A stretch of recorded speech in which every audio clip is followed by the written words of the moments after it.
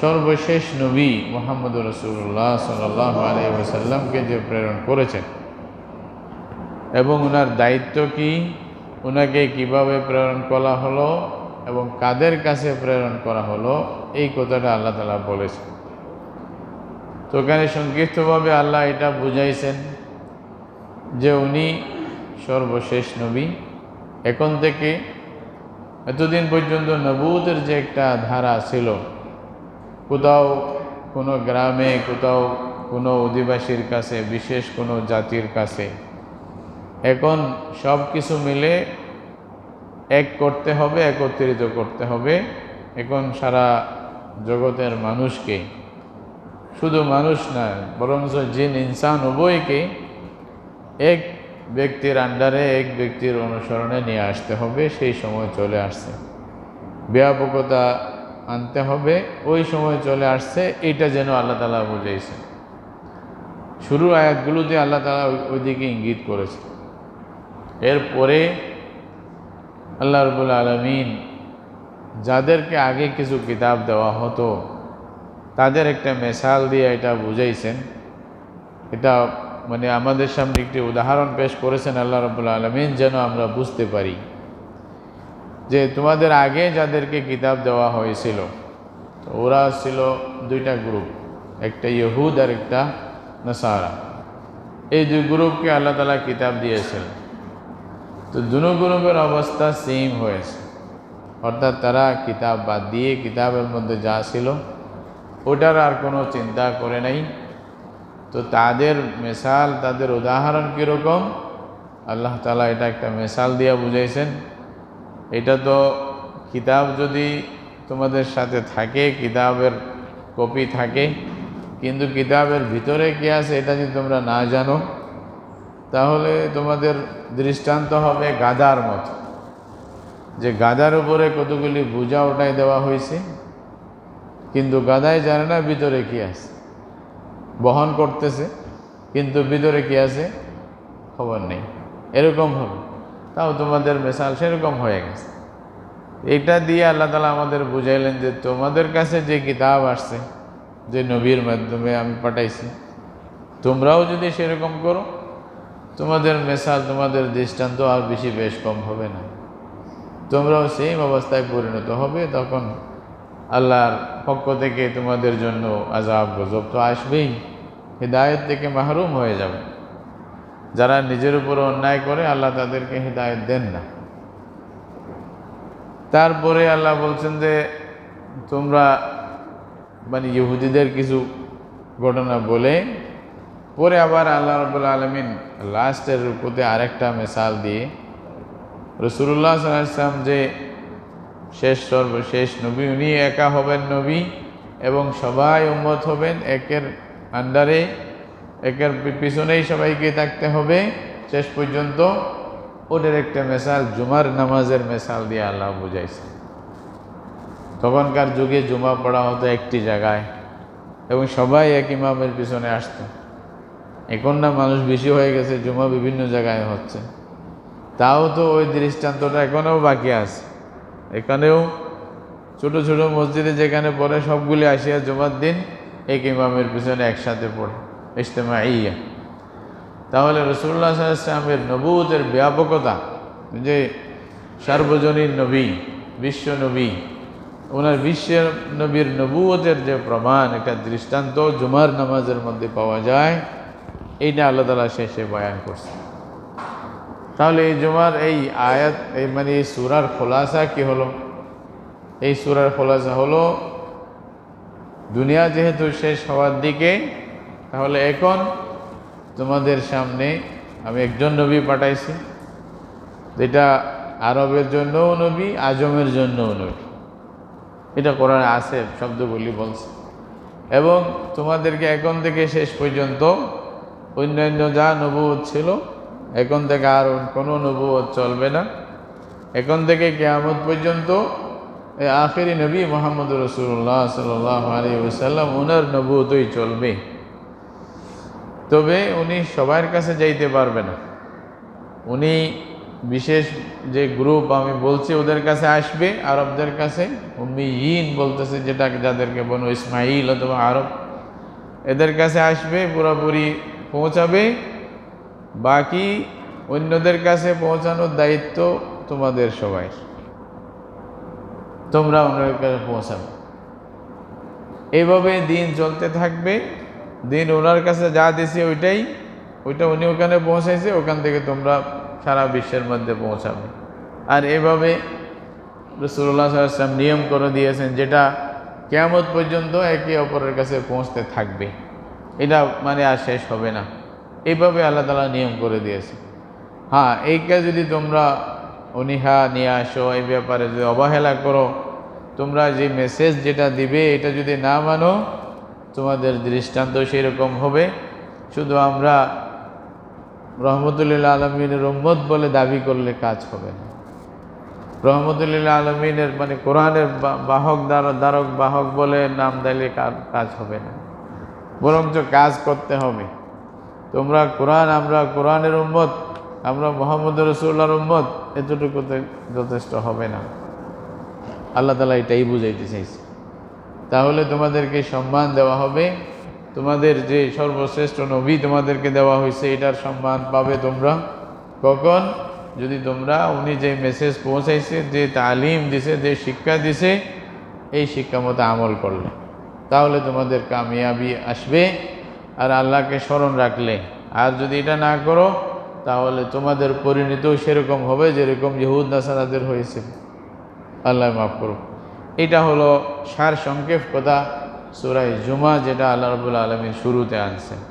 এই যে মানে বড় একটা সূরা যেটা নাজেল করছেন, এটার মধ্যে আল্লাহ তাআলা শুরু থেকে কয়েকটি আয়াত যা আমি পড়লাম, এটার ব্যাপারে সংক্ষিপ্ত আলোচনা করব। আল্লাহ যদি তৌফিক দান করেন। পুরা পারলে আজকে ভালো, না হয়তো পরের জুমাতে ইনশাআল্লাহ। কি বলতেছেন একটু শুনেন তাইলে। আল্লাহ বলতেছেন, ইউসাব্বিহু লিল্লাহি মা ফিস সামাওয়াতি ওয়া মা ফিল আরদ আল মালিকুল কুদ্দুসিল আজিজিল হাকীম। প্রথম শব্দই আস্তে আস্তে কোরআনের ব্যাখ্যা করে তো শেষ করা যাবে না, আর বেশি করতে গেলে আমরা কিছু পাবো না। এই জন্য মধ্যম পন্থা অবলম্বন করতে হবে, কিছু কিছু যা আমরা বুঝতে পাই।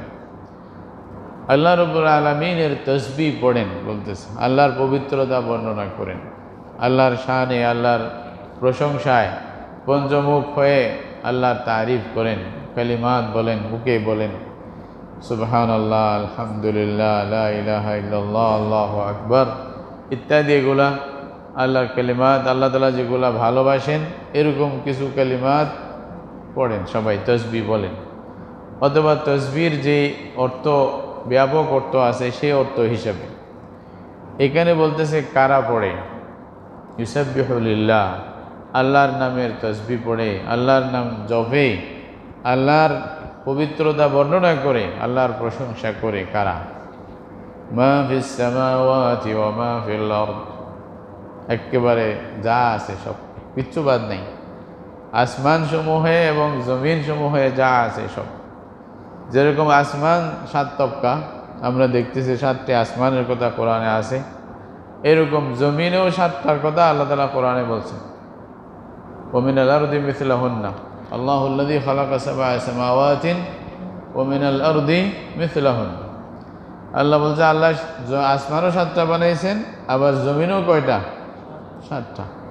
তো কেমনে, কিভাবে, কোথায় রাখছেন আমরা না বুঝলেও কোরআন যেহেতু বলছে, আর কোনো সন্দেহ নেই। সন্দেহ করলে তো কেউ থাকবে না, ইমান থাকবে না। আর আমরা বুঝবই বা কি? আমরা তো আমাকেও বুঝতে পারি না। বুঝতে পারি আমরা, আমাদেরকে বোঝার মতো শক্তিও তো রাখি না। তাহলে আমরা এত বড় মহান সৃষ্টি আল্লাহর, এটা কি বুঝবো আমরা বলেন তো? কয় ধরনের মাটি আছে এটা বুঝতে তো আমাদের দিমাগ ঘুরে যায়। আল্লাহ রাব্বুল আলামিন কীরকম, সেম বীজ, এক মাটিতে গেলে ফল আসে, আবার এক মাটিতে গেলে আসেই না, উঠেই না। কে এই পার্থক্য কে করছে? কোথাও বালি দেখা যায়, কোথাও আবার খুব জমাট মাটি দেখা যায়, বালি নাই। কোথাও উর্বরা আছে, কোথাও একেবারে শক্ত। কি এগুলা কে করছে? আল্লাহ করছে। আল্লাহ রাব্বুল আলামিন এগুলা নিশানিয়াতের কথা বলছেন। মা ফিস সামাওয়াতি মা ফিল আরদ, আসমান জমিনে যা আছে পৃথিবীতে, যা বলতে একেবারে এক একটা কণা থেকে নিয়ে যা আল্লাহর সৃষ্টি, আল্লাহর মখলুক, জিন ইনসান থেকে নিয়ে সবাই বলতেছে ইউসাব্বিহু, সবাই তাসবিহ পড়ে আল্লাহর পবিত্রতা বয়ান করে। কোরআনের মধ্যে আছে, আল্লাহ অন্য জায়গায় বলছেন ওয়া ইম মিন শাইইন ইল্লা ইউসাব্বিহু বিহামদিহি ওয়ালাকিন লা তাফকাহুনা তাসবিহাহুম। আল্লাহ বলছে প্রত্যেকটি জিনিস আল্লাহর তাসবিহ বলে, সুবহানাল্লাহ বলে, আল্লাহর প্রশংসা করে, আল্লাহর গুণগান বলে, আল্লাহর কাছে নত হয়ে, আল্লাহর কাছে নত স্বীকার করে, সবাই নিজের ভাব থেকে যেভাবে সুযোগ হয় সেভাবেই করে, কিন্তু হয়তো ভাষা ভিন্ন। কুল্লুন কদ আলিমা সলাতাহু ওয়া তাসবিহাহু, অন্য আয়াতের মধ্যে আছে, বলছে প্রত্যেকেই তার প্রেয়ার, তার নামাজ, তার তাসবিহ, তার ইবাদত, এগুলোর তরিকা প্রত্যেকেই জানতে পারছে, আল্লাহ প্রত্যেককে শেখাই দিছে। এটাতে জিন ইনসানকে নিজেকে শিখতে হয়, যেহেতু আল্লাহ আকল দিছে, এই জন্য। বাকিদেরকে তো আকল নাই, আল্লাহ নিজেই শিখাই দিছে, ওরা পড়তেছে। এখন এই যে একটা পাখি আওয়াজ করে, আমরা মনে করব সেটা হয়তো আওয়াজ করতেছে, আসলে ওইটা হয়তো তাসবিহ পড়তেছে, আমি বুঝি না ওর তাসবিহটা, ওর ভাষাটা বুঝি না। ভাষা বুঝলে তো হয়তো বুঝতে পারতাম, হয়তো সে আল্লাহু আকবার বলতেছে, সুবহানাল্লাহ বলতেছে, আমি জানি না। এটা গাভী, গরু অথবা মহিষ, যেরকম জানোয়ার, যতগুলি চতুষ্পদ জন্তু, প্রত্যেকে আল্লাহর তাসবিহ পড়তেছে। একটা বাঁশ, একটা গাছ, এই যে আওয়াজ করে, এগুলা আল্লাহর তাসবিহ পড়তেছে। কুল্লুন কদ আলিমা সলাতাহু ওয়া তাসবিহাহু, প্রত্যেককে নিজের নিজের তাসবিহ সম্পর্কে জানে।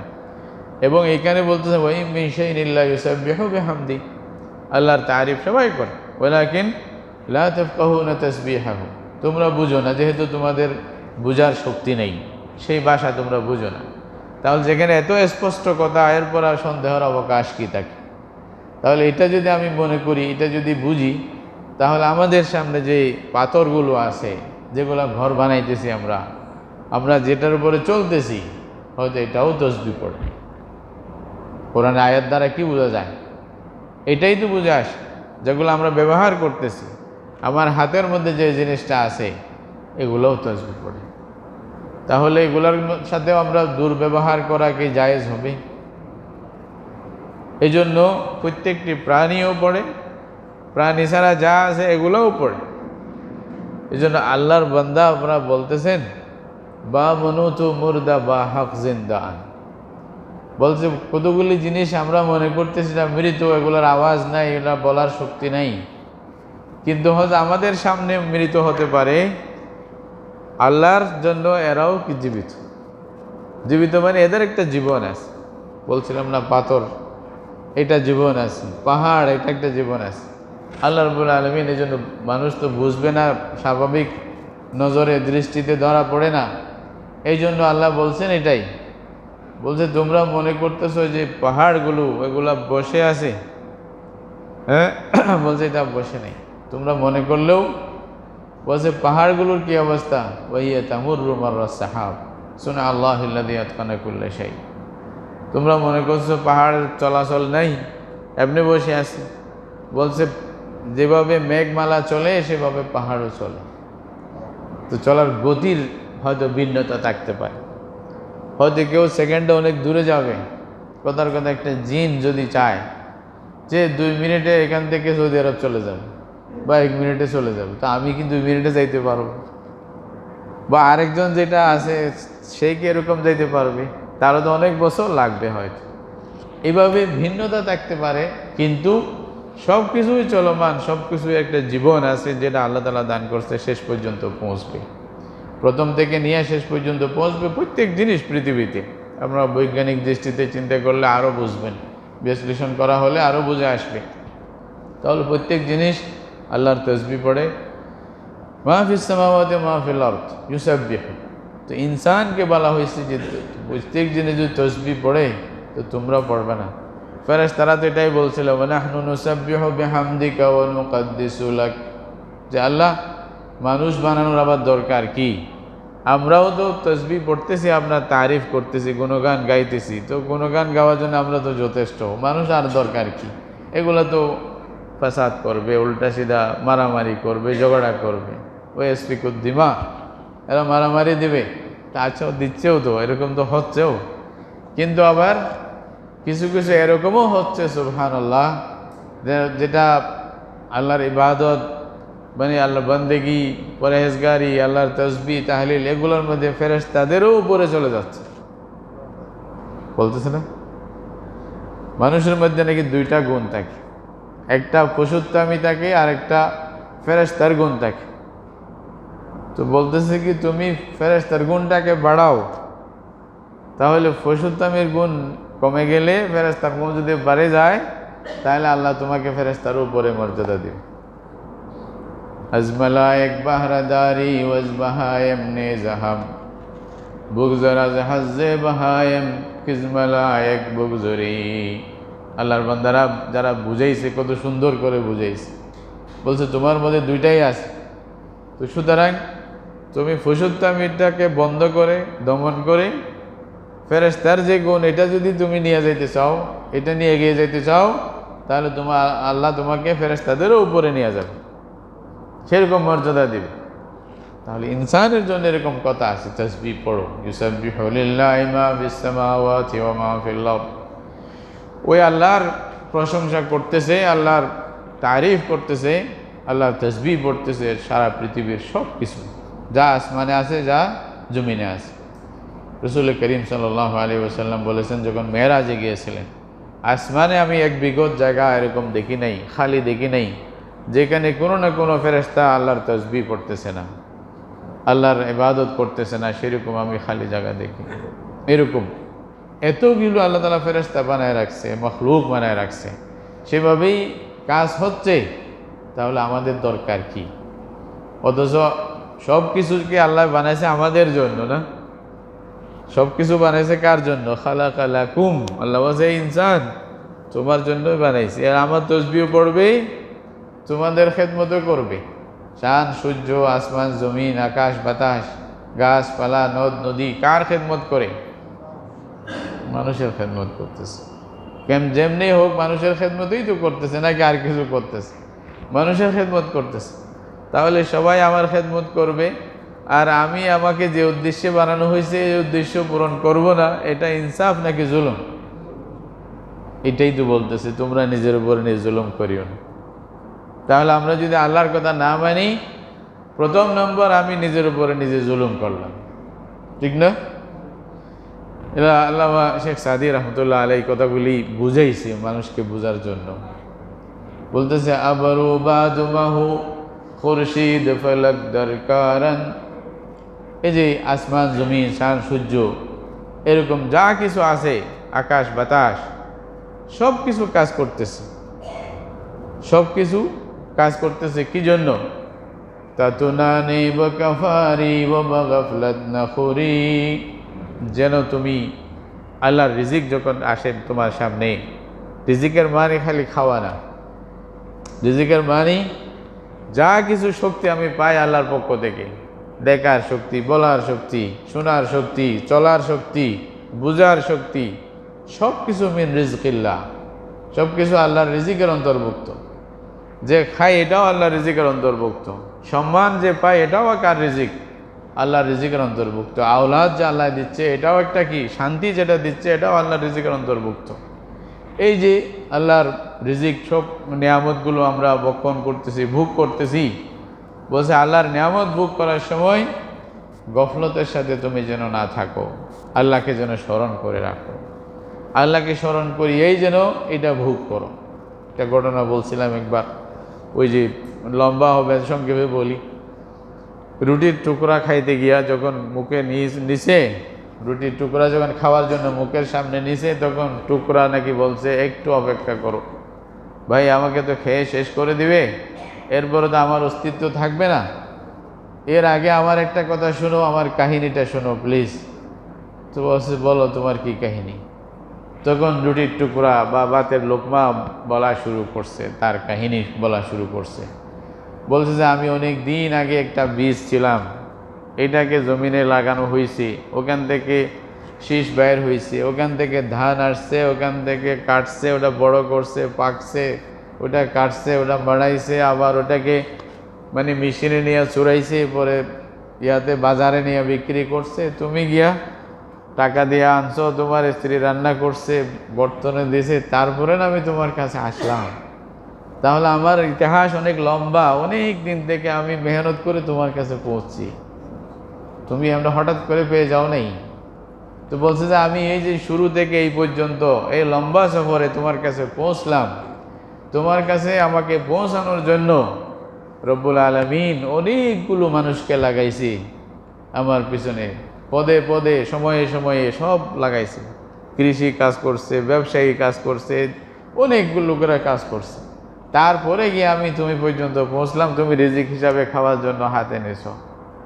তোমাকে যদি একা বলা হতো সব তুমি করিয়া খাও, হয়তো জীবনে এক লোকমা খাইতে পারত না, কোথা থেকে আনতা, কিভাবে সব মেহনত করিয়া তারপরে নিজে খাবো, অতদিন উপবাস মরিও যেত, 2-3 দিন এর আগেই মরে যেত খাওয়ার আগে, তাই না? তাহলে যে মালিক আমাকে তোমাকে পর্যন্ত পৌঁছানোর জন্য এত মানুষ লাগাইছি, যে মালিকের মানে তোমার জন্য এত কিছু করছে, এত নিয়ামত দান করছে, বলছে আমার একটা দাবি। কি দাবি? বলছে আমি যখন খাবে সেই মালিকের নাম নিয়ে খাবে, এটাই শুধু দাবি। আল্লাহু আকবার, আল্লাহু আকবার, কত বড় কথা। বলছে বিসমিল্লাহ বলে খাও, তাইলে আমার আর কোনো দাবি থাকবে না। কেন বিসমিল্লাহ বলতে হয়? বিসমিল্লাহ কেন বলতে হয় খাওয়ার আগে? এগুলাই বুঝার জিনিস। তো ওইটাই বলতেছে সব কিছু তোমার কাজ করবে, তুমি গফলতের সাথে খাবে, ভোগ করবে, এইটা যেন না হয় বান্দা। তাতুনানি বকাফারি ও বগফলত নখুরি, তুমি গফলতের সাথে খাবে না। হামাজ বাহরে তু সরগশতা ও ফরমা বরদার, সবাই তোমার জন্য পাগল।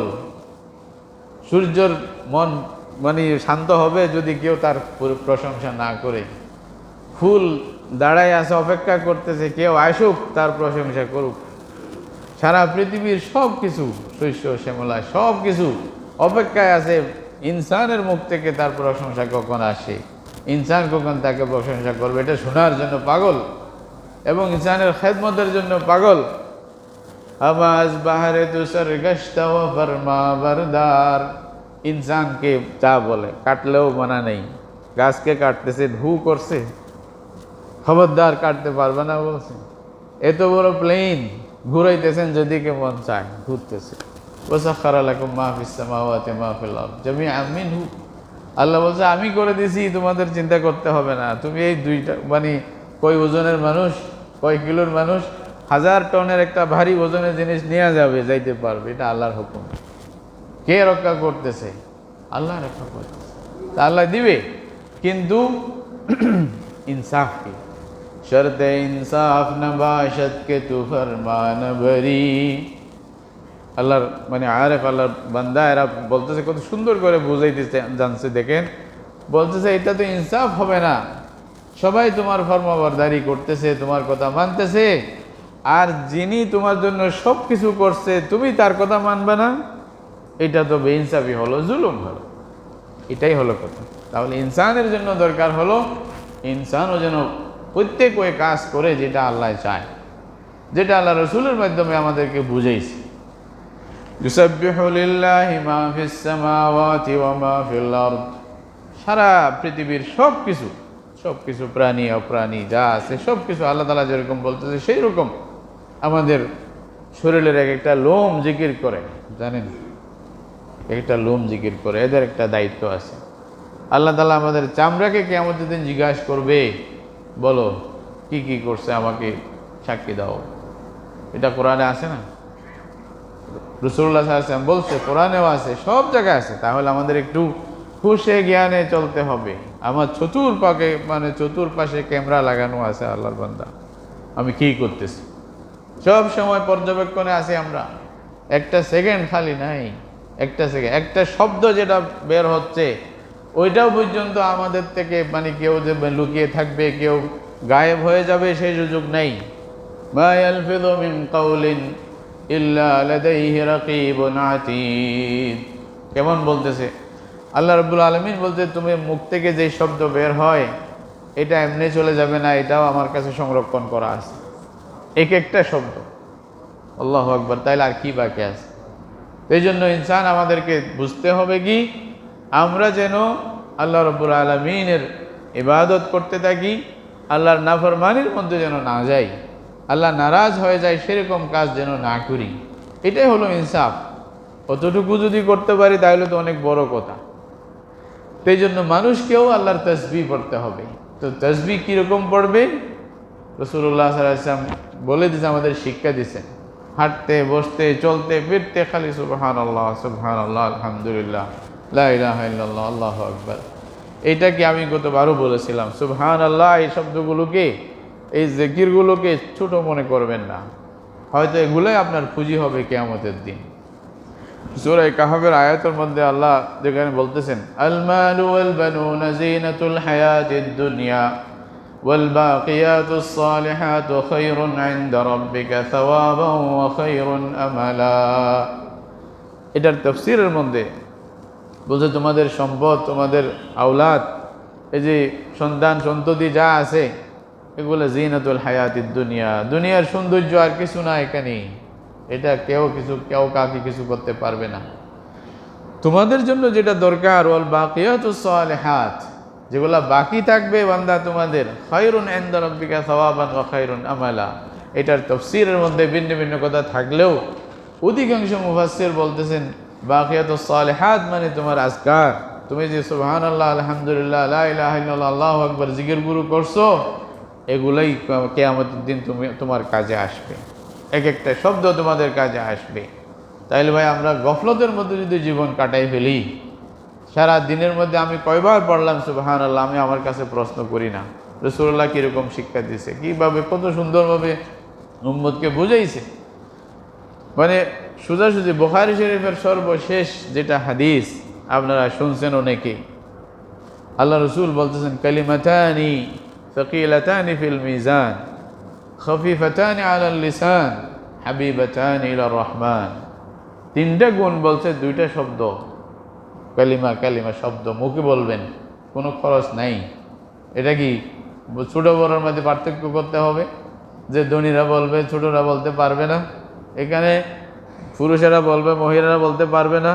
না, সবাই বল, যাকে আল্লাহ মুখ দিয়েছে সে বলতে পারবে, বলার ইচ্ছা থাকতে হবে, আল্লাহর উপর ঈমান বিশ্বাস থাকতে হবে। দুইটা কালিমা কিরকম? সাকিলাতানি ফিল মিজান, কিয়ামতের দিন মিজানের পাল্লার মধ্যে খুব ভারী হবে, দুইটা শব্দ খুব ভারী হবে। এবং খফিফাতানি আলাল লিসান, কিরকম হবে? জুবানের উপরে খুব হালকা হবে। হালকা মানে বলতে বড় কষ্ট না, খুব সহজে বলতে পারবে, হ্যাঁ না? হাবিবাতানি ইলার রহমান, হ্যাঁ, আল্লাহর কাছে খুব বেশি প্রিয়। আচ্ছা, এই তিনটা গুণ শোনার পরে আপনার মুখ থেকে কি বাইর হবে? সুবহানাল্লাহ বাইরেছে না? ওই সুবহানাল্লাহই বলছে হাদিসের মধ্যে। দেখুন, বললাম না, সবাই বলে দিলেন না সুবহানাল্লাহ আছে, ওই সুবহানাল্লাহই, এটাই আল্লাহ রসুল বলছে, সুবহানাল্লাহ বিহামদি সুবহানাল্লাহিল আযীম, এই দুইটাই সুবহানাল্লাহ। তাহলে এটা কত বড় ওজনই কালিমা, আপনি বুঝতেই পারবেন না। কিয়ামতের দিন আল্লাহ ওজন দেনেওয়ালা কে? আসলে আল্লাহ। অবস্থা হিসেবে ওজন পার্থক্য হয়ে যায়। আমার ওজন এখানে দুনিয়াতে পৃথিবীতে যা আছে, আপনি যদি উপরে ওঠেন ওজন এত থাকবে? ওজন অনেক হারে কম হয়ে যাবে। আপনি যদি বেশি ওজনেওয়ালা যদি উপরে যান, চন্দ্রে চলে যান, তাহলে আপনার ওজন কম হয়ে গেছে। তো আখিরাতে গেলে ওজন কিভাবে বাড়বে এটা আল্লাহই জানে, আল্লাহই বলতেছে। তাহলে আমাদের দরকার হবে বেশি বেশি সুবহানাল্লাহ তাসবিহ আমরাও পড়ি। আল্লাহর প্রত্যেকটি জিনিস যদি তাসবিহ পড়ে, তা আমি না পড়লাম, আমার চেয়ে নাফরমান কে হবে? তো সুতরাং আমাকেও কি পড়তে হবে? তাসবিহ পড়তে। হাদিসের মধ্যে আছে, রাসূলুল্লাহ সাল্লাল্লাহু আলাইহি ওয়াসাল্লাম বলতেছেন, এই যে প্রত্যেক নামাজের পরে আপনি 33 বার সুবহানাল্লাহ বলবেন, 33 বার আলহামদুলিল্লাহ বলবেন, 30 বার আল্লাহু আকবার বলবেন। কত হলো? 99। একবার বলবেন লা ইলাহা ইল্লাল্লাহু ওয়াহদাহু লা শারীকা লাহু লাহুল মুলকু ওয়া লাহুল হামদু ওয়া আলা কুল্লি শাইইন কাদির। বলছে এইভাবে যদি ফরজ নামাজের পরে এই কাজটা করে, সমুদ্রের ফেনার মতো গুনাহ হইলেও আল্লাহ মাফ করে দেবে। আপনি যদি 5 বার এভাবে নিজের পাপ মোচন করাতে পারেন, এভাবে গুনাহ ধুয়াইতে পারেন, তাহলে ইনশাআল্লাহ কবরে যাওয়ার পর আর বেশি চিন্তা করতে হবে? এরাই তো আল্লাহর ওলি, বলতেছে এটাই লা খাউফুন আলাইহিম ওয়া লা হুম ইয়াহজানুন। আল্লাহ বলে দিছে এরা আল্লাহর ওলি, যারা ঈমানের সাথে আমল করবে এদের কোনো ভয় নাই, কোনো চিন্তার কারণ নেই। তোমরা কবরে আসলে মনে করবে না তোমাদেরকে একা ছেড়ে দেব। হযরত মূসা আলাইহিস সালাম, হারুন আলাইহিস সালামের ইন্তেকালের পরে মূসা আলাইহিস সালাম চিন্তা করতেছিলেন, হায় রে ভাই তো চলে গেল একা একা কবরে, আল্লাহ জানে কি করতেছে। নবী ছিলেন, তারপরেও মানসিকভাবে চিন্তা আসছে। তো আল্লাহ রাব্বুল আলামিন মূসা আলাইহিস সালামকে বলছে, মূসা তোমরা যখন সবাই ছিলা একসাথে, মা বাপ ভাই বোন মানে সাথী বন্ধু, তখনও আমি হারুনকে ছাড়ি নাই। হারুনকে তখনও তো আমি দয়া করতাম, রহম করতাম, তোমরা তো ছিলা তখনও। এখন তোমরা কেউ নাই, আমি ছেড়ে দেব? আল্লাহু আকবার, আল্লাহু আকবার। আল্লাহর দয়া কত বেশি। কিন্তু আমাদের কিছু একটু করতে হবে, কিছু একটু, আমি যে বান্দা এটার পরিচয় দিতে হবে, শুধু আর কিছু না। শুধু এতটুকু লাগবে যে আমি যে আল্লাহর বান্দা, আল্লাহকে বলে দেব, আল্লাহ তোমার গুণগান গাইতেছে, আর কিছু নেই আমার কাছে, উপায় নেই। তোমার নামটা নিতেছে, আল্লাহ দয়া করে কবুল করে নাও। আল্লাহ তো বলছে আমার নাম নাও, আমি সব আসান করে দেবো। লা ইলাহা ইল্লাল্লাহ বলো, এর চেয়ে আর কোনো বড় ফজিলত ওয়ালা কালিমা নাই মোটে। আফজালুল যিকরি লা ইলাহা ইল্লাল্লাহ। তাহলে আমাদেরকে কিছু না কিছু করতে হবে, তাইলে না আল্লাহ তাআলা নিজের বান্দাকে টানিয়ে নিবে, নিজের বান্দাকে আরও বেশি দেওয়ার চেষ্টা করবে, আরও মানে আল্লাহ তাআলা দিবে, মানে আল্লাহর কাছে তো কোনো অভাব নাই। তাহলে এখান থেকে আমাদের নিতে হবে। আল্লাহ রাব্বুল আলামিন তাসবির কথা কীরকম বলছেন, বান্দাদেরকে বলছেন ওয়াসাব্বিহুহু বুকরাতান ওয়া আসীলা। এটার কোনো টাইম ফিক্স নেই যে এরকম বলতে হবে। রাসূলুল্লাহ সাল্লাল্লাহু আলাইহি ওয়াসাল্লাম যদিও আমাদের কিছু বেশি বেশি শিক্ষা দিয়েছেন যেন আমরা করি, এটার মানে এই নয় যে এটা ছাড়া আর পড়তে পারবেন না। বরঞ্চ কোরআনের দাবি হলো, কোরআনের দাওয়াত হলো যত পারেন বেশি করে পড়েন, সকাল সন্ধ্যা, যত মানে বুকরাতান ওয়া আসীলা, সকাল সন্ধ্যা রাতে দিনে আল্লাহর তাসবিহ পড়েন, আল্লাহর জিকির করেন, আল্লাহর ইবাদত করেন। এই সূরার মধ্যেও শেষেও আল্লাহ এটা বলতেছে, ওয়াজকুরুল্লাহ কাসীরান লাআল্লাকুম তুফলিহুন। সূরা জুমার মধ্যে এটাই বলছে, আল্লাহর জিকির করো তাহলে তোমরা কামিয়াব হয়ে যাবে। আল্লাহকে বেশি বেশি স্মরণ করো, আল্লাহর ইয়াদ করো, আল্লাহ তাআলার যেন ভুলে না যায়। আমি যে কোনো কিছুকে, যে কোনো বিষয়ে যেদিকে যাই না কেন, আল্লাহকে যেন ভুলে না যায়, আল্লাহর বিধানকে যেন ভুলে না যায়, আল্লাহ রসুলের শিক্ষাকে যেন ভুলে না যায়। এটাও একটা জিকিরের অন্তর্ভুক্ত। আর মুখে জিকির তো করবেনই, যেগুলো সুবহানাল্লাহ আলহামদুলিল্লাহ, এগুলো মুখে বলতে হবে। মুখে জিকির করা এটাও হাদিসের মধ্যে আছে। রাসূলুল্লাহ সাল্লাল্লাহু আলাইহি ওয়াসাল্লাম নিজে বলতেছেন, এক সাহাবী এসে জিজ্ঞাসা করছে, ইয়া রাসূলুল্লাহ, ইসলামের আহকাম তো অনেক কিছু, আমি কীরকম করে আমল করব? তখন রাসূলুল্লাহ সাল্লাল্লাহু আলাইহি ওয়াসাল্লাম বললেন যে আন তুফারিকাদ দুনিয়া ওয়া লিসানুকা রাদবুম মিন যিকরিল্লাহ। তুমি একটা কাজ করবা, যদি পারো একেবারে খুব একেবারে সংক্ষেপ নুসখা তোমার জন্য। এটা কি? দুনিয়া থেকে যখন যাবে তখন যেন তোমার জুবান আল্লাহর জিকির দ্বারা যেন তরতাজা থাকে। বাস এভাবেই যাইবা, এইভাবেই জীবনযাপন করো। সুবহানাল্লাহ। এইভাবেই জীবনযাপন করতে গেলে আপনি নামাজ বাদ দিতে পারবেন, রোজা বাদ দিতে পারবেন, যাকাত, সাদাকা, আরও যেগুলি ভালো কাজ, আল্লাহর জিকির, কোরআন তেলাওয়াত, এগুলো বাদ দিতে পারবেন। তাহলে এগুলোই যদি করতে করতে থাকেন, আপনার মুখে সবসময় যদি এটা আসে, তাহলে মৃত্যুর সময় আল্লাহ তাআলা আপনার জুবান থেকে আল্লাহর জিকির দেওয়ার আল্লাহর জুবান তরতাজা থাকবেই। এটা হবে ইনশাআল্লাহ। তাহলে ওই লা ইলাহা ইল্লাল্লাহ বলে দুনিয়া থেকে যেতে পারবেন। অথবা লা ইলাহা ইল্লাল্লাহর দাবি, লা ইলাহা ইল্লাল্লাহর বিশ্বাস অন্তরে নিয়ে দুনিয়া থেকে যাইতে পারবেন। তাহলে ওইটাই হবে। হাদিসের মধ্যে আছে, তামুতুনা কামা তাহইয়াউন। আল্লাহ রসুল বলতেছেন, যেভাবে জীবনযাপন করবে সেভাবেই তোমাদের মওত হবে। আল্লাহু আকবার। আর যেভাবে মওত হবে সেভাবে হাসর হবে। ওয়াতুহশারুনা কামা তামুতুন।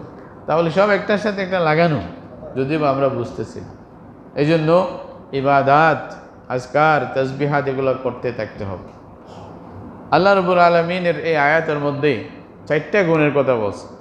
ইউসাব্বিহু লিল্লাহি মা ফিস সামাওয়াতি ওয়া মা ফিল আরদ আল মালিকিল কুদ্দুসিল আজিজিল হাকীম। 4টা গুণের কথা আল্লাহ প্রাথমিকভাবে ভূমিকা স্বরূপ যেন আয়াতের শুরুতে বলছেন। পরের 4টা রাসূলুল্লাহকে জিম্মেদারি দিছে। ওই 4টার সাথে এই 4টার বিরাট সম্পর্ক আছে। আসলে বললাম না, কোরআনের কথা বলতে গেলে তো অনেক লম্বা, সংক্ষেপ হলে একটা আয়াতও হয়তো শেষ করা যাবে না। যাই হোক, যতটুকু শুনছি আল্লাহ তাআলা তৌফিক দিলে আলহামদুলিল্লাহ, আমলের আল্লাহ তৌফিক দিলে। কি গুণ? একটা বলছে আল মালিক, বাদশাহ। হাকিকি বাদশাহ আসল কে? আর দুনিয়ার যারা বাদশাহ আছে আসলে গেল বাদশাহ নাকি? এগুলা নাম কেউ আসতে কয়েকদিনের। যে বাদশার কথার কথা, যে হাজার জনের মুহতাজ হয় সে বাদশাহ হয় নাকি? হযরত শেখ সাদি রহমতুল্লাহ আলাইহি বলতেছেন, আনাকে গনি তারান মুহতাজ তারান, যে বেশি তহংকার সে বেশি মুহতাজ। ঠিক না? আমার গরিব মানুষ, আমাদের ড্রাইভারের দরকার নেই, ঠিক না?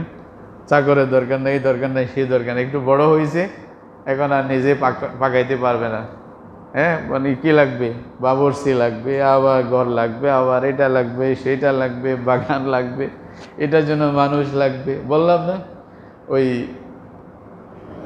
লখনৌর মধ্যে একটা ঘটনা ঘটেছিল আমাদের মুসলমানদের। ইংরেজরা যখন মারতে আসছে, এক নবাব ঘরের মধ্যে বসা ছিল। তো যখন ইংরেজ আসতে শুনছে যে ওরা ধরতে আসছে, তো সবাই চলে গেছে, ভাগিয়া পলায়ন করছে। তো এখন নবাব সাহেব নিজে চেয়ারের উপরে বসে রয়েছে। তো ইংরেজরা বলছে যে কি করছো, তুমি ভাগো নাই কেন? এরা সবাই ভাগছে মানে ভয়ে, আমরা মানে ধরবো মারবো জন্য। তুমি যে বসে আছো, বলছে যে ওই জায়গাতে আমার জুতা আছে, আমার খাদেম চলে গেছে, জুতা আনি দিবে কে? আমি কেমনে উঠবো, কেমনে যাবো? এরকম ছিল অবস্থা, বুঝলেন? যখন পয়সা বেশি হয়ে যায় এরকম হয়ে যায়, বিলাসিতা এত বেশি হয়, ইন্নালিল্লাহ বলার মতো না। তো যে বেশি মহতাজ, যে বেশি তহংকার তত বেশি মহতাজ হয়। আমরাও তো দেখতেছি এটা। তাহলে দুনিয়ার মধ্যে আমরা যারা বাদশাহ, যেইটাই বলেন, যেখানেরই বলেন, এগুলো বাদশাহ মানে এরা বেশি মহতাজ, এগুলো বাদশাহ বলা যায়? তা আসলে বাস্তবে বাদশাহ কে? কিয়ামতের দিন আল্লাহ রাব্বুল আলামিন বলবেন, কিয়ামতের দিন বলবেন, লিমানিল মুলকুল ইয়াউম, আজকের বাদশাহত রাজত্ব কার? জিজ্ঞাসা করবেন। তখন চুপ, কোনো বাদশাহ আওয়াজ করতে পারবে না, আওয়াজ নাই।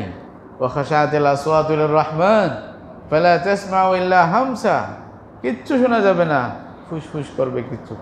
ভয়ে তো নিজের অবস্থা কাহিল, কি বাদশাহ টাদশাহ, এখানে কোনো রকম আল্লাহ যদি পার করে দেয়, এটার মানে অপেক্ষায় থাকবে। তো তখন আল্লাহ বলবে, লিমানিল মুলকুল ইয়াউম, আজকের রাজত্ব কার? লিল্লাহিল ওয়াহিদুল কাহ্হার, এটা বলবে একমাত্র আল্লাহ আজকের রাজা, মালিক ইয়াউমিদ্দিন, সেই দিনের মালিক একমাত্র কে? আল্লাহ। সব কিছুর মালিক একমাত্র কে? আল্লাহ। এই জন্য আল মালিক, আল্লাহই বাদশাহ। আল কুদ্দুস, আল কুদ্দুস, তারপরে শব্দ আনছে আল মালিকিল কুদ্দুস। কুদ্দুস মানে আল্লাহ সব কিছু থেকে পবিত্র, কোনো রকমের দোষ আল্লাহর জাতের মধ্যে, সিফাতের মধ্যে নাই, কোনো রকমের এহতিয়াজ নাই, কোনো কিছুর দরকার হয় না। মানে আল্লাহ রাব্বুল আলামিন নিজের পরিচয় দিয়েছেন কীরকম? আল্লাহুস সামাদ। সামাদ মানে সারা পৃথিবী যার মুহতাজ, যিনি কারো কিনা মুহতাজ না, যিনি কারো মুহতাজ না। আল্লাহর কারো দরকার নাই, কিন্তু আমরা সবাই আল্লাহ ছাড়া চলতে পারবো? আল্লাহর রহমত ছাড়া, এনাম ছাড়া, আল্লাহর নিয়ামত ছাড়া আমাদের তো এক সেকেন্ড চলার কোনো সুযোগ নাই, শেষ। তাহলে এটা হলো আল কুদ্দুস, আল আজিজ, আল হাকিম। আল আজিজ বলে যে যার সাথে কেউ আটে আসতে পারে না, শক্তি দিতে পারে না, যিনি সর্বশক্তিমান। এবং আল হাকিম, যিনি প্রজ্ঞা, জ্ঞান, বুদ্ধি এগুলোর ভিত্তিতে কাজ করে।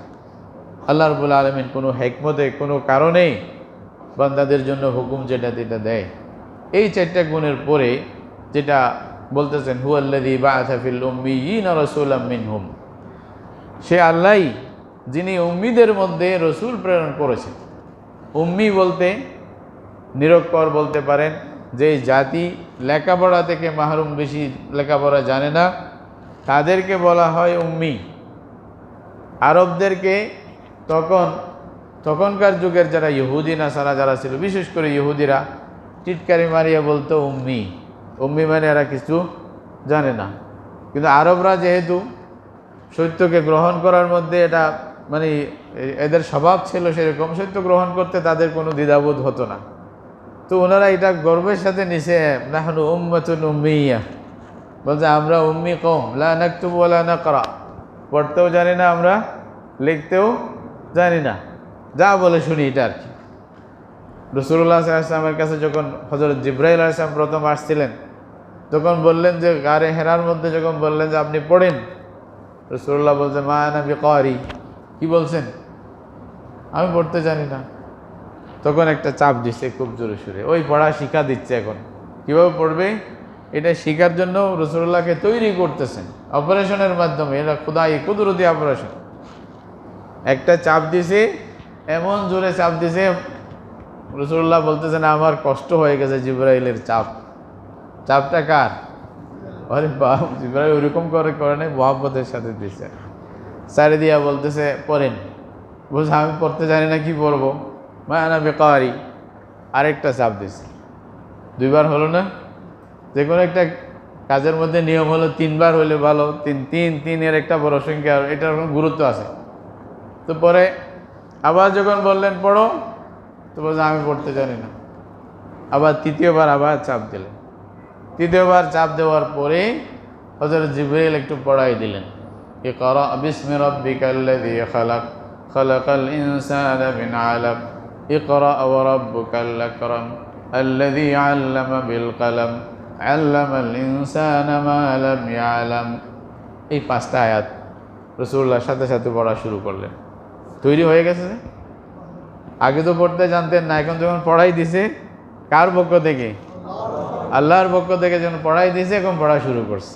তো যাকে আল্লাহ পড়ায় তাকে আর কার কি দরকার হয়, বুঝেন না? যখন আল্লাহ পড়াই দিছে, আল্লাহ পড়াই দিছে, আবার শিক্ষাও দিছে, সবচেয়ে বড় আলেম বানাই দিছে আল্লাহ তাআলা। ওয়া আল্লামাকা মা লাম তাকুন তা'লাম। আল্লাহ এমন জ্ঞান দিছে আল্লাহ রসুলকে যে সারা দুনিয়ার সবচেয়ে বড় আলেম বানাই দিছে, এবং উনি সারা বিশ্বকে আবার শিক্ষা দিছে। তো আল্লাহ রাব্বুল আলামিন এটা ইহুদিদেরকে বোঝানোর জন্য, ইহুদিরা টিটকারি মারতো আরবদেরকে, এরকম মানে উম্মি বলে একটা মানে উপহাস করত। এরকমভাবে ওরা নিজেদেরকে খুব বড় ধনী মনে করতো। ইহুদিরা মনে করতো আমরাই তো মানে আমাদের জাতিটা যারা শুরু থেকে এই পর্যন্ত আমরাই তো নবুয়তের দ্বারক বাহক, সব ওদের কাছেই আসছে। মূসা আলাইহিস সালাম, ঈসা আলাইহিস সালাম, মানে ইউসুফ আলাইহিস সালাম থেকে স্মরণ করে মানে শুরু করে একেবারে অনেক নবী, ইহুদিদের একটা সিলসিলাওয়ার নবী, একটা ধারাবাহিক তাদের মধ্যে ছিল। তো তারা মনে মনে এটা মানে ঘমণ্ড করত, তাদের মধ্যে এটা ধারণা ছিল, এটা অহংকার ছিল যে না, নবুয়তের দ্বারক বাহক আমরাই, আমাদের কাছে আল্লাহর কিতাব আসবে, নবী আমাদের কাছে আসবে, তোমরা কি, বাকিরা তোমরা বেকার, তোমরা কোনো কাজের লোক না। বরঞ্চ তারা বলতো যে বাকি যারা লোক আছে এরা গুঙ্গা, এরা মানে ওই বুবা, এরা মানে পশুর মতো, এরা কথাও বলতে জানে না। এই জন্য আজম বলা হতো। কি বলা হতো? আজম, মানে আওয়াজ করতে জানে না, কথা বলতে জানে না, সেরকমভাবে অহংকার করত। এবং তারা মনে করত আমরাই জান্নাতি, জান্নাতে আল্লাহর ওলি আমরাই, জান্নাতে আমরাই যাব, সব আমাদের জন্য, বাকি তোমাদের জন্য, এমনি তোমাদেরকে বানাইছে, এরকমভাবে তাদের ধারণা ছিল। তা আল্লাহ তাআলা তাদের এই ধারণাকে খণ্ডন করার জন্য তাদের মধ্যেই, যেহেতু তারা কোরআন নাজেল হচ্ছে মক্কা শরীফে, মদিনা শরীফে, ওইখানেই তারা থাকতো এবং আরবদের সাথে মিলে থাকতো, আরবদেরকে খুব ছোট মনে করতো, তুচ্ছ মনে করতো। তো আল্লাহ বলছে হুয়াল্লাযী বাআসা ফিল উম্মিয়িনা রাসূলাম মিনহুম। আল্লাহ বললেন যে আল্লাহই সেই মালিক যিনি উম্মিদের মধ্যে, উম্মিদের থেকে একজনকে নবী প্রেরণ করেছেন। এখন হয়তো আরবরা মনে করত যদি ইহুদিদের থেকে একজন নবী বানাই তাদের কাছে পাঠাইতো, তো ইহুদিরা সারা জীবন তানা মারতো তাদেরকে, তোমাদেরকে ঠিক করার জন্য আমাদের দিয়া ঠিক করাইতে হয়েছে, এটা বলতো। তাদের মান সম্মান যেন আত্মমর্যাদাবোধ রক্ষা হয়। তা আল্লাহ বলছে না, তোমাদের থেকেই তোমাদের লোক আসবে, তোমরাই তোমাদের দ্বারা ঠিক হবে, সারা দুনিয়াকে তোমরা ঠিক করবে। আল্লাহু আকবার। এটা একটা মর্যাদা, আল্লাহ তাআলা তাদেরকে নির্বাচন করছে।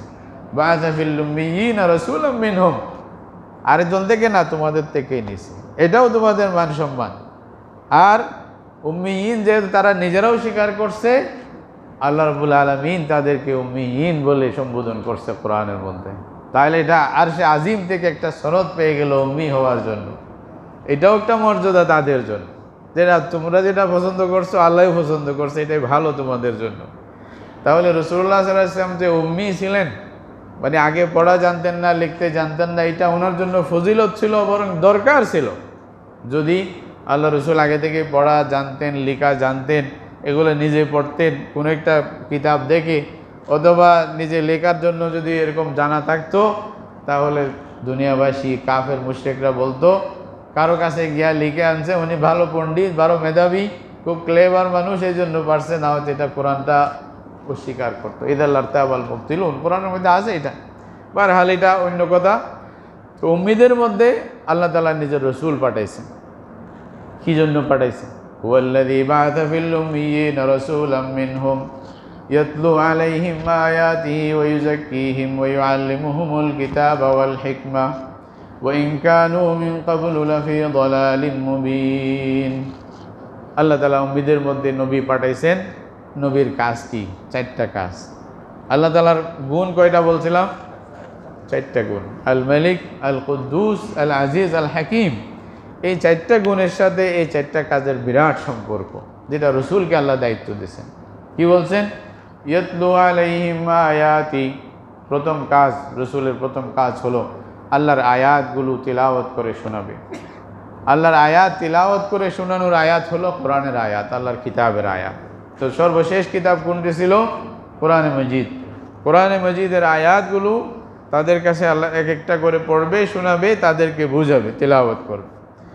বাদশার একটা যেটা বাদশাহ হয়, তো বাদশার কাজে হলো বাদশার হুকুম আহকাম, বাদশার বিধান, বাদশার কথাগুলো আরেকজনের কাছে পৌঁছাবে, তিলাওয়াত করে শোনাবে। তাহলে রসুলকে আল্লাহ মাধ্যম বানায় বাদশার যেগুলো বিধান, যেগুলো আয়াত, এগুলো মানুষের কাছে পড়ে শোনাচ্ছে। প্রথম কাজ। আল মালিকের সাথে সম্পর্ক, ইয়াতলু আলাইহিমের সাথে। তারপরে আল্লাহ আল কুদ্দুস বলছে, আল্লাহ নিজে পবিত্র। আল্লাহর যেগুলো গুণাবলী আল্লাহ রসুলের মাধ্যমে বান্দাদের কাছে ওই গুণাবলীগুলির প্রকাশ করাইতে চান। রসুলের মাধ্যমে শিক্ষা দিয়ে, তালিম দিয়ে, তরবিয়ত দিয়ে মানুষকে আল্লাহর গুণের বহি প্রকাশ আল্লাহ ঘটাইতে চান এই মানুষের মাধ্যমে। আল্লাহ রহিম, মানুষের মধ্যে রহমতের মাদ্দা দিছে, মানুষ দয়া করুক, আল্লাহর ভালো লাগবে। আল্লাহ তাআলা আসসালাম, আল্লাহ শান্তি মানে বিধানকারী, মানুষ শান্তিতে বসবাস করুক, এটা আল্লাহর ভালো লাগে। এরকমভাবে অনেক ব্যাখ্যা আছে আল্লাহর আসমায়ে হুসনার ব্যাখ্যা আছে। এখানে আল কুদ্দুস যেটা, এটার জন্য বলতেছে ওয়া ইউযাক্কিহিম। দ্বিতীয় কাজ রসুলের কি? রসুল তাদেরকে পবিত্র করবে। তাদের মধ্যে যে পাপ পঙ্কিলতা, যা দোষ থাকবে, এই দোষগুলো থেকে তাদেরকে পবিত্র করবেন। এটা হলো রসুলের দ্বিতীয় দায়িত্ব। কি দোষ?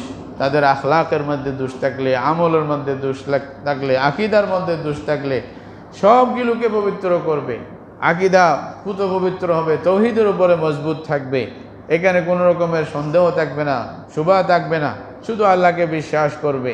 হ্যাঁ, তৌহিদ মানে শিরিক থাকবে না, কুফর থাকবে না, এরকমভাবে খোরাফাত এগুলো কোনো বাতিল আকীদা থাকবে না। আকীদা তাজকিয়া করবে, রসুলের কাজ এটাই। এবং তাদের আখলাককে, খারাপ যেগুলো চরিত্র ওগুলো থেকে দূরে সরাই নিয়ে তাদেরকে ভালো আখলাকের মধ্যে নিয়ে আসবে। এর আগে তো তারা জ্ঞান মোটেও ছিল না, জেহালত এতই বেশি ছিল। ওই যুগের নামটাই ছিল আল জাহিলিয়া। ওই যুগের নামটাই কি ছিল? জাহাল, অন্ধকারের যুগ, হ্যাঁ না, এরকম নাম ছিল। রাসূলুল্লাহ ওই অন্ধকারের যুগকে আলোতে পরিণত করে দিয়েছে। এটাই তো না, আল্লাহ রসুলের মাধ্যমে এমনভাবে আলো মানে বিচ্ছুরিত হয়েছে যে অন্ধকার কোথায় চলে গেছে আর কোনো খবর নেই। বালাগাল উলা বিকামালি কাশাফাদ দুজা বিজামালিহি। আল্লাহর রসুলের মধ্যে আল্লাহ তাআলা যে নূর ইলম, হেদায়েতের যে নূর দিয়েছিলেন, এই নূরের কারণে অন্ধকার দূরীভূত হয়ে গেছে, একেবারে কোথায় চলে গেছে। তাহলে এইভাবেই মানে রাসূলুল্লাহ সাল্লাল্লাহু আলাইহি ওয়াসাল্লাম তাদেরকে পবিত্র করছেন, তাদের আমলকে পবিত্র করছেন, গুনাহ থেকে তাদেরকে হেফাজতের ব্যবস্থা করাই দিয়েছেন, তাদের আকীদা, তাদের আখলাক, তাদের আমল সব কিছুকে পবিত্র করছেন। তারপরে বলতেছেন ওয়া ইউআল্লিমুহুমুল কিতাবা ওয়াল হিকমা। ওয়া ইউআল্লিমুহুমুল কিতাব, এটা আরেকটা কাজ, তাদেরকে কিতাবের তালিম দিবে। রসুলের কাজ এটাই। তো তালিম দেওয়া, শিক্ষা দেওয়া। তো শিক্ষাটা কার শিক্ষা দেয়? যিনি সর্বশক্তিমান, যার শক্তি থাকবে, কুদরত থাকবে, তার শিক্ষাই তো চলবে। আর যদি শক্তি না থাকে, ওনার শিক্ষা চলবে? এই জন্য বলছে আল আজিজের সাথে মিলে ওয়া ইউআল্লিমুহুমুল কিতাব। আবার শুধু যে শক্তির কারণে জোর প্রয়োগ করে যা মন চাই করবে তাও না, আল হাকিম, হিকমতের সাথে। এইটা এই যে মানে আল্লাহর শক্তিশালী, আল্লাহ সর্বশক্তিমান, আল্লাহর হুকুম, আল্লাহর কিতাবের তালিম দিবে, আল্লাহর হেদায়াতগুলো বান্দাদের পৌঁছাবে, কিন্তু কি জন্য? বান্দার উপকারের জন্য। আল্লাহ হিকমতের ভিত্তিতে। আল হাকিম, আল হিকমা, হিকমা মানে প্রজ্ঞা। কেউ সুন্নত বলতেছে, এটার মানি রসুলের হাদিসের মাধ্যমে রসুল্লাহ সাল্লাল্লাহু আলাইহি ওয়াসাল্লাম বুঝাইছেন। এমন কিছু জিনিস আছে যেটা রসুল ছাড়া কেউ বুঝবে না, এই জন্য রসুলকে হাদিসের মাধ্যমে বুঝাইতে হয়েছে। আল্লাহ দায়িত্ব দিছে, আপনি বয়ান করে দেন, লিতুবাইয়িনা লাহুম মা নুজিলা ইলাইহিম, তাদের কাছে যে কোরআন নাযিল করা হয়েছে এটা যেন আপনি বর্ণনা করে দেন, তাফসীর করে দেন, আপনি ব্যাখ্যা করে দেন, না হয়তো বুঝবে না এরা। তো রসুল করে দিছে। এটার নামে হলো হিকমত, এটার নামে হলো হাদিস। ওই আল্লিমুহুমুল কিতাব ওয়াল হিকমা, ওই হাকিমের সাথে ওই হিকমতেরটা মিলে গেছে। তাইলে 4টা গুণ আল্লাহ তাআলা বর্ণনা করছেন, ওই 4টা গুণের সাথে 4টা দায়িত্ব রসুলকে দিছে, এক একটা করে এক একটার সাথে মিলাইবেন, তাহলে কীরকম হবে? ওয়া ইন কানু মিন ক্বাবলু লাফি দালালিম মুবিন, যদিও বা আগে গুমরাহির মধ্যে ছিল, তো আগে যে ছিল এটা যদি তুলনা করেন তাহলে শেষ হবে না। এরকম ছোট ছোট মেয়ে দুনিয়াতে আসছে, যখন মেয়ে হয়েছে তাকে মাটিতে, জিন্দা মাটিতে পুঁতে ফেলছে, সেই রকম জাতি হয়ে গেছিল ওরা। ঝগড়া এতই তাদের স্বভাব হয়ে গেছিল, বলতেছে ওয়া আহইয়ানান আলা বাকরিন আখিনা ইদা মা লাম নাজিদ ইল্লা আখানা। অনেক সময় এরকম ঝগড়া করতে করতে অভ্যাসী হয়ে গেছিল, আর কারোর সাথে ঝগড়ার সুযোগ না থাকলে নিজের ভাইয়ের সাথে ঝগড়া শুরু করে দিছে। আরবদের ইতিহাসের মধ্যে আছে এক একটা ঝগড়া 30 বছর, 40 বছর, 100 বছর, 200 বছর পর্যন্ত চলছে, একটা ঝগড়া জের ধরে চলতেই আছে, চলতেই আছে, চলতে শেষ নাই, এরকম ছিল। তাহলে সেই জাতিকে মুহাম্মদ রাসূলুল্লাহ সাল্লাল্লাহু আলাইহি ওয়াসাল্লাম আল্লাহর ওহীর মাধ্যমে, আল্লাহ তাআলার কিতাবের মাধ্যমে, আল্লাহর মানে যেগুলো ইরশাদাত, যেগুলো তালিমাত, যেগুলো শিক্ষা আল্লাহ দিয়েছেন, এগুলোর মাধ্যমে এত সুন্দর একটা সমাজে পরিণত করছেন, যেখানে রহমত ছাড়া, দয়া ছাড়া, যেখানে ভালো আখলাক ছাড়া আর কিছুই ছিল না, আল্লাহকে ঢাকা ছাড়া আর কিছুই ছিল না। সাহাবায়ে কেরামের জামাতটা দেখেন না, একেবারে এতই বেশি আরেকজনকে নিজের উপরে প্রাধান্য দেওয়া, যে মানুষ নিজের ছোট ছোট জিনিসের জন্য ঝগড়ায় মানে লিপ্ত হয়ে যেত, সেই মানুষ নিজের জান দিয়ে দিচ্ছে আরেক ভাইকে পানি পান করানোর জন্য। এটা মিসালও তো দেখা গেছে। যুদ্ধের মধ্যে দেখা যাচ্ছে 4 জন মানে আহত অবস্থায়, একজন বলতেছে আমাকে পানি দরকার, তো ওনার কাছে পানি নিছে, এর আগে শুনতেছে আরেকজন উনি পানি চাচ্ছে, আরেকজন পানি চাচ্ছে, তো উনি বলছে আমাকে না, আমার ভাইকে আগে পানি পান করাও। ওইখানে গেছে, আরেকজন দেখতেছে উনিও পানি পান করার জন্য আহাজারি করতেছে, বলছে ওনাকে পানি পান করাও। তো আরেকজনের আওয়াজ শুনছে মা মা বলতেছে, তখন বলছে আগে ওনাকে পানি পান করায় আসে। তো ওইখানে যখন গেছে উনি এন থেকে শহীদ হয়ে গেছে। তো ওইখান থেকে ফিরে আসিয়া 3য় জনের কাছে আসছে, উনিও শহীদ হয়ে গেছে। তারপরে 2য় জনের কাছে আসতে 2য় জনের শহীদ, 1ম জনের কাছে আসতে উনিও শহীদ। কেউ পানি পান করে নাই, ভাইকে পান করানোর জন্য জান দিয়ে দিল, পানি পান করে নাই, আরেকজনকে প্রাধান্য দিল। মদিনার মধ্যে যখন সাহাবায়ে কেরামরা হিজরত করে গেলেন, তখন আল্লাহ রসুলের সাহাবীদের এটা প্রমাণ ইতিহাসের মধ্যে লেখা থাকবে, পৃথিবীর কোনো ইতিহাসে এরকম পাইবেন না। এক সাহাবী আসিয়া বললেন যে তুমি আমার ভাই, আজকে থেকে আল্লাহ রসুল বলছেন তো আমার কাছে 2টা বাগান, 2টা স্ত্রী আছে, একটা বাগান আমি রাখবো, আরেকটা বাগান তোমাকে দিব, যেটা ভালো মন চায় তুমি বলো, আমি দিয়ে দিচ্ছি। আমার স্ত্রী 2টা আছে, দেখো যেটা বেশি সুন্দর লাগে বলো, আমি তালাক দিব, তুমি বিয়া করো। আল্লাহু আকবার। এরকম কোনো নজির পাইবেন পৃথিবীতে? এরা কীরকম মানুষ ছিল? এরা মানুষ ছিল না কি ছিল? রাসূলুল্লাহ সাল্লাল্লাহু আলাইহি ওয়াসাল্লাম আল্লাহর ওহীর মাধ্যমে এই লোকগুলাকে এভাবেই তৈরি করেছে, এইভাবেই তৈরি হয়েছে। তো সেইভাবেই তৈরি হয়েছে বিদায় সারা পৃথিবী তাদেরকে দেখতে মানে আকাঙ্ক্ষা করতো যে এরকম মানুষ দেখা যায়।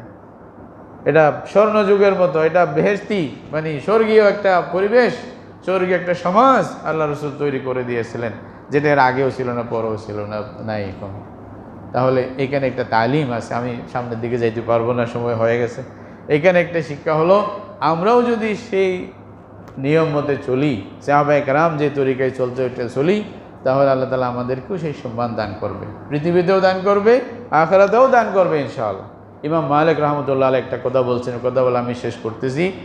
লা ইউসলিহা আখিরা হাযিহিল উম্মাহ ইল্লা মা আসলাহা আওয়ালাহা। মনে রাখবেন, ইমাম মালিক জাতা মানুষ না, সারা দুনিয়া জগৎ দেখে সব কিছু গবেষণা করে তারপরে বলছে এই উম্মতের আখেরি যে মানে ভাগ, এটাকে সেই জিনিসই ঠিক করবে যেই জিনিস এই উম্মতের প্রথম ভাগের লোকদেরকে ঠিক করছে। কথা ওইটাই, ফিরে আসতে হবে, আবার ফিরে আসতে হবে। আমরা অনেক দূরে চলে গেছি, আবার ফিরে আসতে হবে আল্লাহর কোরআনের দিকে, আল্লাহর রসুলের হাদিসের দিকে, সুন্নতের দিকে। তাহলে সব কিছু কামিয়াব আবার পাইবেন। আল্লাহর জিকিরের দিকে আসতে হবে। আল্লাহ রাব্বুল আলামিন আমাদেরকে তৌফিক দান করুক। ওয়া আখিরু দাওয়ানা আলহামদুলিল্লাহি রাব্বিল আলামিন।